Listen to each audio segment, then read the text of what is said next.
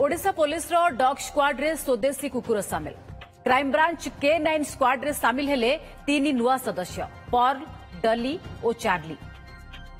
एवं एमाने देइछंती विदेशी कुकुरं को टक्कर। अपराधिक घटना रे तदंतकारी अधिकारी को तदंत रे सहयोग करबा पई विदेशी कुकुरं को मात देई कर्नाटक रे जन्मित एही मुधेल हाउंड प्रजातिर कुकुर बहुत आगरे अछंती।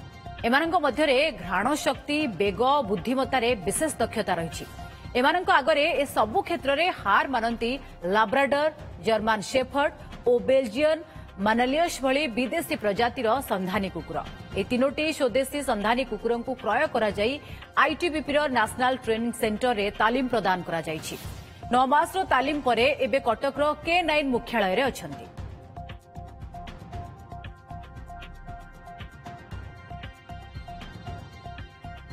बॉडी फिटनेस भी is a different manner, very slim, काम करिवार एफिशिएंसी इज मोर। यही प्रकार कैपेबिलिटीज अच्छी जहाँ कि मुडल हंट प्रजाति को CAPF central police organisation, paramilitary forces, state police organisations use कर। आमे ओडिशा पुलिस वर्तमान फर्स्ट टाइम मुडल हंट को आम पुलिस फोर्स रे शामिल करिछु।